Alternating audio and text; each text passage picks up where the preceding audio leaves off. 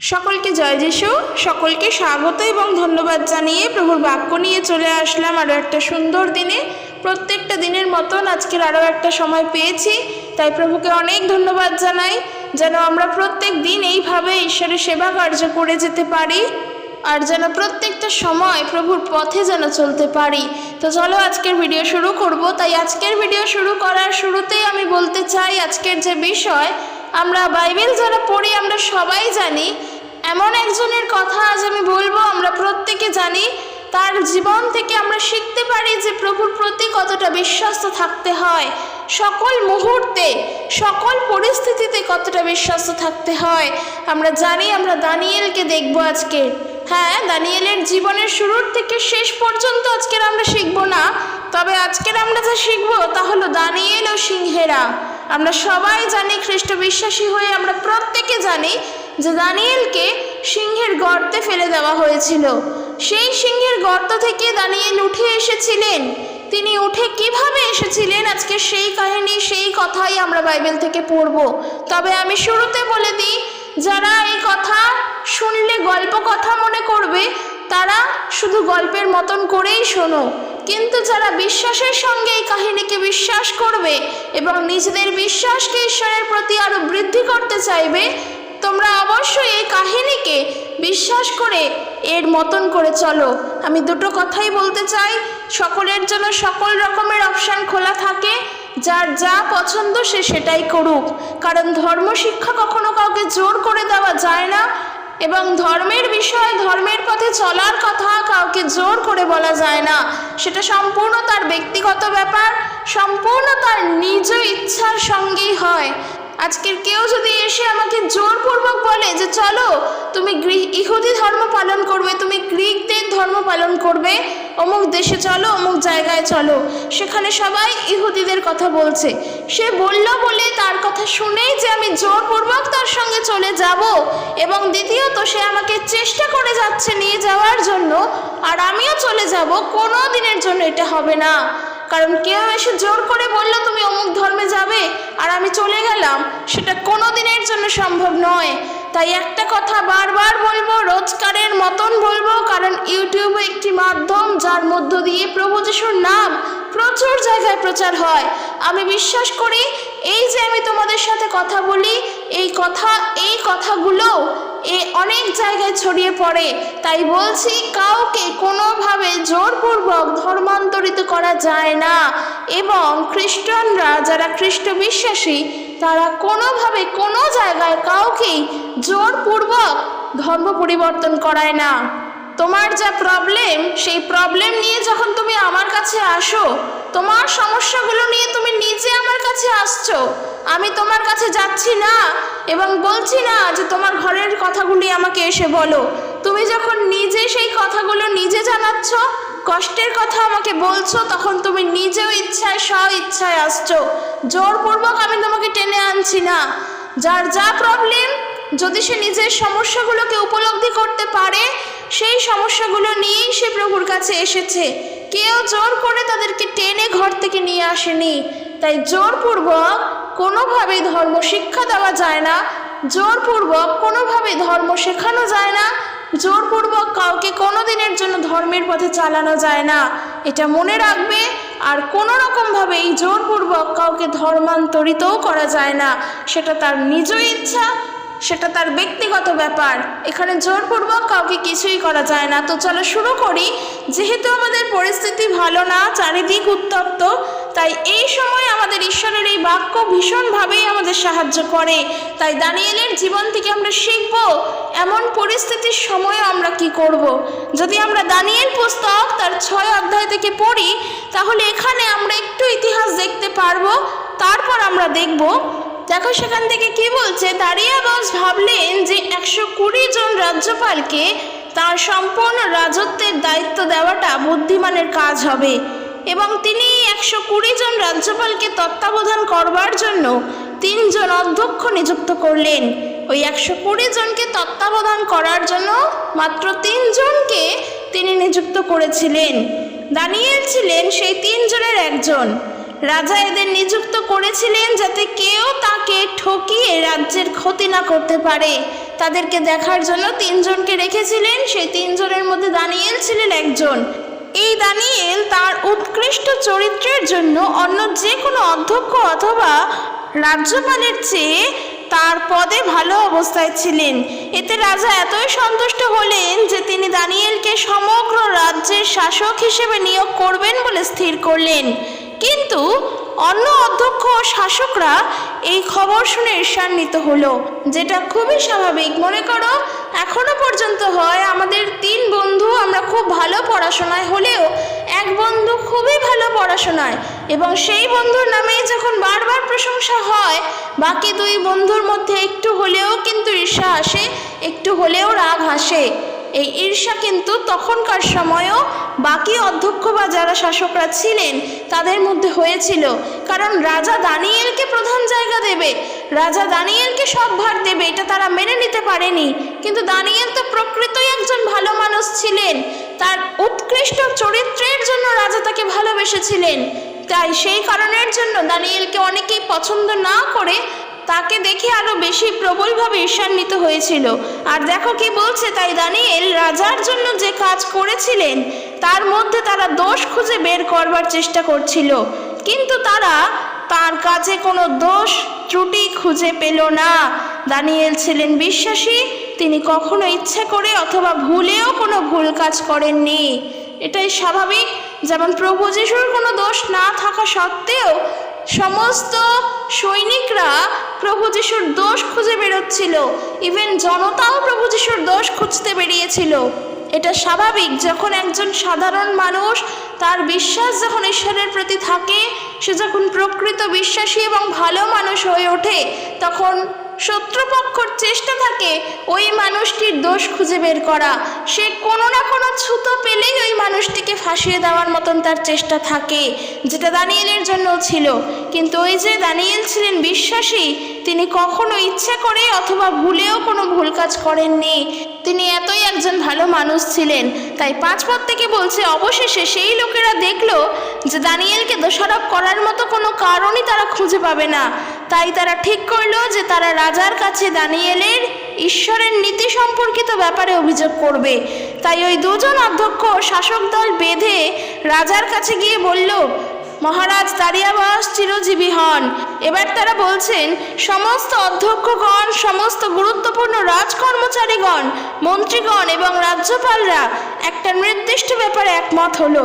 আপনি এই বিষয়টিকে একটি আদেশ হিসেবে প্রচার করুন যা সকলে মানবে। আর সেই আদেশটি হলো এমনই যে পরবর্তীকালে 30 দিনের মধ্যে কেউ যদি রাজা ছাড়া অন্য কোনো দেবতা বা মানুষের কাছে প্রার্থনা করে, তবে তাকে সিংহের খাঁচায় নিক্ষেপ করা হবে। মহারাজ, আপনি এই আদেশ লেখা কাগজটিতে স্বাক্ষর করে এই আদেশটি অপরিবর্তিত রাখার ব্যবস্থা করুন, কেননা মাদীয় ও পারসিকদের নিয়ম অনুসারে কোনো আইন বা আদেশ বাতিল করা বা পরিবর্তন করা হয় না। এটা ছিল নিয়ম। তাই রাজা দারিয়াবাস এই আদেশপত্রটি স্বাক্ষর করলেন। দানিয়েল কি করতেন? এইবার তো আমরা দানিয়েলের কাছে আসবোই, কিন্তু তার আগে দেখি ঠিক এই জিনিসগুলো কিন্তু এখনো বর্তমান সময় ঘটছে। যখন চারিদিকে খ্রিস্ট বিশ্বাসীরা ঈশ্বরের আরাধনা করে বলে তাদেরকে ধরা হচ্ছে, তাদেরকে আটকে রাখা হচ্ছে, তখন তাদের বিরুদ্ধে মিথ্যা অপবাদ, মিথ্যা অপমান, মিথ্যা কথার অভিযোগও আসছে এবং তাদেরকে মিথ্যাভাবে ফাঁসানো হচ্ছে। যখন মানুষ দেখতে পায় কোনো ব্যক্তির দোষ কিছু খুঁজে পাওয়া যাচ্ছে না, তখন তার সব থেকে দুর্বল জায়গা যেটা, এমন জায়গায় গিয়ে আঘাত করে যে ওই ব্যক্তিকে সম্পূর্ণভাবে ভেঙে ফেলা সম্ভব হয়। খ্রিস্টানদের ক্ষেত্রেও তাই করা হচ্ছে। যখন মানুষ অপর পক্ষের বিরোধী দলেরা এসে দেখছে যে সত্যি এদের মধ্যে দোষ নেই, কারণ এরা জোর করে ধর্মান্তরিত করছে না কাউকে, তখন তারা এই দোষারোপটাই লাগাচ্ছে যে এরা ধর্ম পরিবর্তন করাচ্ছে। যখন কোনো দোষ খুঁজে পাচ্ছে না, তখন তারা এটাই বলছে যে এরা মানুষকে লোভ দেখিয়ে ধর্মের নিজের কাছে টানছে, সবাইকে খ্রিস্টান করে দিচ্ছে। মানুষ কিন্তু মিথ্যা অপবাদ এখানে তুলছে। আর এর ফলে কি হচ্ছে, খ্রিস্টীয় সমাজের মধ্যে বিশ্বাসীরা যারা রয়েছে, যারা খ্রিস্টের অনুসরণকারী খ্রিস্টান, তাদের মধ্যে কোনো সমস্যা সৃষ্টি না হলেও তাদেরকেই নিয়ে সমাজ নানানভাবে সমস্যা তৈরি করছে, বরঞ্চ তাদের সুযোগ সুবিধা বন্ধ করে দিচ্ছে। এতে ক্ষতিগ্রস্ত কিন্তু খ্রিস্টানরা হচ্ছে, যারা এসে আসলেই মানুষকে বোঝাচ্ছে যে খ্রিস্টানরা ধর্ম পরিবর্তন করাচ্ছে। তাদের কোনো ক্ষতি হচ্ছে না, হচ্ছে তাদেরই যারা খ্রিস্টের অনুসরণকারী হয়ে চলছে। তাদের ওপরে মিথ্যা আরোপ লাগানো হচ্ছে, তাদেরকেই আবার সমস্যার মধ্যেও পড়তে হচ্ছে। তো দেখো, দানিয়েলের ক্ষেত্রেও অনেকটা তাই হয়েছিল। দানিয়েল কিন্তু একজন ভালো চরিত্রের ভালো মানুষ, বিশ্বাসী মানুষ ছিলেন, যিনি ঈশ্বরের সেবা করতেন, ঈশ্বরকে ভক্তি শ্রদ্ধা করতেন। কিন্তু যখন তার বাকি অধ্যক্ষ এবং শাসকগণেরা সেই দানিয়েলের কোনো দোষ খুঁজে পাচ্ছিল না, তখন রাজার কাছে গিয়ে এমন একটা নীতি চাইলো, এমন একটা আইনের কথা বলল যেখানে আর বাকি কারোর কোনো কথা বলারই থাকে না। কারণ রাজ্যের জন্য রাজা বলবে যা, সেটাই তো শেষ কথা হবে। তাই অধ্যক্ষরা কিন্তু বুদ্ধি করে রাজার কাছে গিয়ে এমনই কথা বলল যা সবাইকে মেনে নিতেই হবে। আর সেই আদেশটি এমনই ছিল যে পরবর্তী 30 দিনের মধ্যে কেউ যদি রাজা ছাড়া অন্য কোনো দেবতা বা মানুষের কাছে প্রার্থনা করে, তবে তাকে সিংহের খাঁচায় নিক্ষেপ করা হবে। কারণ তখনকার সময় রাজারা ছিলেন খুবই গুরুত্বপূর্ণ, খুবই সম্মানীয়, খুবই শ্রদ্ধার। রাজার কথা সবাই মান্যতা দিতেন এবং রাজাই রাজ্যের শাসনভার যেমন পালন করতেন, তেমনি প্রজাদের দায় দায়িত্ব রাজারই ওপরে ছিল। তাই রাজাকে তখনকার সময় সবাই মান্য করতেন, খুবই গুরুত্বপূর্ণ ছিলেন তিনি, তাকে ঈশ্বর সম বলা হতো। তো সেই কারণের জন্য দেখো বলছে যে কেউ যদি রাজা ছাড়া আর অন্য কারোর নাম করে, তাকে সিংহের খাঁচায় ফেলা হবে। এমন পরিস্থিতি যদি আমাদের দেশেও জারি হয়ে যায়, মনে হতেই পারে না যে এমনই কিছু ঘটনা বা এমনই কিছু নিয়মকানুন আগামী দিনে আসলো প্রত্যেক রাজ্যবাসীর জন্য, যে কেউই ঈশ্বরের আরাধনা করতে পারবে না, একমাত্র রাজার আরাধনা করতে হবে। রাজা যা বলবে সেটাই সত্য, রাজা যা আরাধনা করতে বলবে সেটাই করতে হবে। সে তার নিজের মতন ঈশ্বরের আরাধনা করতে পারবে না। আশা করি তোমরা বুঝতে পারলে আমি কি বলতে চাইলাম। যদি এমনটা হয় তখন আমরা কি করব? তার জন্য কি ভয় পাবো? দেখো দানিয়েল কি ভয় পেয়েছিলেন। এইবার আসো 10 পদে। সেখানে দেখো দানিয়েল প্রত্যেক দিন 3 বার করে নতজানু হয়ে ঈশ্বরের কাছে প্রার্থনা করতেন এবং তার গুণগান করতেন। যখন তিনি এই আজ্ঞার কথা শুনলেন, তিনি তার বাড়ির ভেতরে গিয়ে জেরুজালেমের দিকে খোলা জানলার কাছে গেলেন এবং নতজানু হয়ে প্রতিদিনের মতো ঈশ্বরের কাছে প্রার্থনা করলেন। এই যে দেখো, তারা একটা আদেশ যে বেঁধে দিল, একটা আইন যে বেঁধে দিল 30 দিনের মধ্যে, তাতে কিন্তু দানিয়েলের কিচ্ছু আসে গেল না। সে কিন্তু ওই স্থানে প্রতিবাদও জানায়নি, সে কিন্তু ওই স্থানে কোনোভাবে ভয়ও পায়নি। সে যেমন রোজ ঈশ্বরের আরাধনা করতেন, ঠিক একইভাবে তাই করে গেলেন। আর যখন এই আদেশ তিনি কানে শুনলেন, এই আজ্ঞার কথা শোনার পর তিনি নিজের গৃহেতে গিয়ে জেরুজালেমের দিকে খোলা জানলার সামনে বসে 3 বার যেমন প্রার্থনা করতেন তেমনই করেছেন। নতজানু হয়েও ঈশ্বরের কাছে প্রার্থনা করেছেন, তার গুণগান করেছে, তার স্তব গান করেছেন, এই সবটাই কিন্তু তিনি করেছেন। আর 11 পদ থেকে তখন ওই সব লোকেরা দল বেঁধে দানিয়েলের বাড়ি গেল এবং তাকে প্রার্থনা করতে এবং ঈশ্বরের কাছে সাহায্য চাইতে দেখতে পেল। তাই তারা রাজার কাছে গিয়ে রাজার যে আদেশের কথা, সেই আদেশের কথা রাজাকে স্মরণ করিয়ে দিয়ে বলল, মহারাজ, আপনি একটি আদেশ জারি করেছেন যে পরবর্তী 30 দিনের মধ্যে যদি কেউ রাজা ছাড়া অন্য কোনো মানুষ বা দেবতার কাছে প্রার্থনা করে, তবে তাকে সিংহের খাঁচায় নিক্ষেপ করা হবে, এবং আপনি আদেশটিতে স্বাক্ষরও করেছেন। তখন রাজা উত্তর দিলেন যে হ্যাঁ, এই আদেশটি মাদীয় এবং পারসিকদের। এই আদেশ কোনোভাবেই কোনো রকমভাবেই পরিবর্তন করা যায় না বা বাতিল করা যায় না। তখন ওই লোকেরা বলল যে হ্যাঁ, কিন্তু দানিয়েল নামে ওই ব্যক্তিটি যে আপনার আদেশকে কোনো রকমভাবে গুরুত্বই দিচ্ছে না, যেই আদেশকে আপনি স্বাক্ষর করেছেন সেই আদেশ সে মান্যতাই দিচ্ছে না। দানিয়েল জিহুদা থেকে আনা বন্দীদের একজন, এবং সে আপনার আদেশ মানছে না। সে এখনও রোজ 3 বার করে ঈশ্বরের কাছে প্রার্থনা করছে। আর রাজা কিন্তু এ কথা শুনে খুবই দুঃখ পেলেন এবং মুষড়ে পড়লেন। আর তিনি দানিয়েলকে রক্ষা করতে চেয়েছিলেন, কিন্তু ওই যেহেতু একবার আইন মানা হয়ে গিয়েছে, একবার স্বাক্ষর হয়ে গিয়েছে যে কিনা আইন অমান্য করবে তাকে সিংহের গর্তে ফেলা হবে, রাজা এই কথার জন্যই সে দুঃখ পেয়েছিল, কারণ সে তো জানতো দানিয়েল কেমন মানুষ। সেই যেহেতু আইনও তিনি অমান্য করতে পারেন না, তাই সত্যিকারেরই কিন্তু দানিয়েলকে সিংহের গর্তেই ফেলা হয়েছিল। তাই এখান থেকে অনেক কিছু বিষয় উঠে আসে যে তুমি যদি একজন বিশ্বাসী হয়ে সৎ চরিত্রের মানুষ হয়েই থাকো, প্রকৃতভাবে সততায় চলো, কেউ তোমাকে আঁচড়াতে পারবে না, কেউ তোমাকে দাগ কাটতে পারবে না। কারণ তুমি যদি তোমার সত্যের পথে, বিশ্বাসের পথে, সততায় থাকো, যে আমি তো কোনো অন্যায় করছি না, আমি ঈশ্বরের আরাধনা করছি, যেমন করতাম তেমনই করব, আমি কারোর অমান্য করছি না, আমি রাজাকেও এত অমান্য করি না, কারণ আমরা জানি ঈশ্বর সবার ওপরে। দানিয়েল জানতেন সেই কথা, সে প্রকৃতই বিশ্বাসী ছিলেন, তাই তিনি কোনো অবস্থাতেই ভয় পাননি, কোনো অবস্থাতেই কোনো রকমভাবেই ভেঙে পড়েননি। যখন তিনি শুনেছেন তাকে সিংহের গর্তে ফেলা হবে, তাতেও তিনি দুঃখিত হননি, বরং রাজা সেখানে দুঃখ পেয়েছেন। আর রাজা দুঃখ পেয়েই তিনি বলছেন, দেখো দানিয়েলকে, আমি আশা করি যে ঈশ্বরকে তুমি অনবরত উপাসনা করছো, তিনি তোমায় রক্ষা করবেন। একটা বড় পাথর আনা হলো এবং গুহা মুখে রাখা হলো। রাজা ও তার রাজকর্মচারীরা সেই পাথরটি তাদের আংটি দিয়ে শিলমোহর করলেন, যাতে কেউ না পাথর সরাতে পারে এবং দানিয়েলকে কেউ না গুহা থেকে বার করে আনতে পারে। তারপর রাজা তার রাজপ্রাসাদে ফিরে গেলেন। তিনি রাত্রে কিছু খাননি আর কাউকে আসতে দেননি এবং তাকে মনোরঞ্জন করতে দেননি, তিনি ঘুমাতেও পারেননি। তিনি প্রকৃতই দানিয়েলকে ভালোবাসতেন তার সৎ চরিত্রের জন্য। সে একজন বিশ্বাসী ছিল, ঈশ্বরের প্রতি অনেক রকমভাবেই আনুগত্য ছিলেন। তার উৎকৃষ্ট চরিত্র, তার সততা, তার প্রেমের জন্য রাজা তাকে কিন্তু ভালোবাসতেন। আর দেখো, পরদিন সকালে আলো ফোটার সঙ্গে সঙ্গেই তিনি গুহার কাছে ছুটে গেলেন। রাজা দৌড়ে গেছে আগে গুহার কাছে। তিনি গুহার কাছে গিয়ে অত্যন্ত উদ্বিগ্ন স্বরে দানিয়েলকে ডাকতে লাগলেন। তিনি বললেন, হে দানিয়েল, জীবন্ত ঈশ্বরের সেবক, তুমি সবসময় তার সেবা করো, তোমার ঈশ্বর কি তোমাকে সিংহের হাত থেকে রক্ষা করতে সক্ষম হয়েছেন? দানিয়েল উত্তর দিল, অর্থাৎ সে মরেননি, সিংহ তাকে খেয়ে ফেলেনি। দানিয়েল উত্তর দিল, মহারাজ দীর্ঘজীবী হন, আমার ঈশ্বর আমাকে রক্ষা করবার জন্য তার দূত পাঠিয়েছেন। দূত সিংহদের মুখগুলোকে বন্ধ করে দিয়েছেন।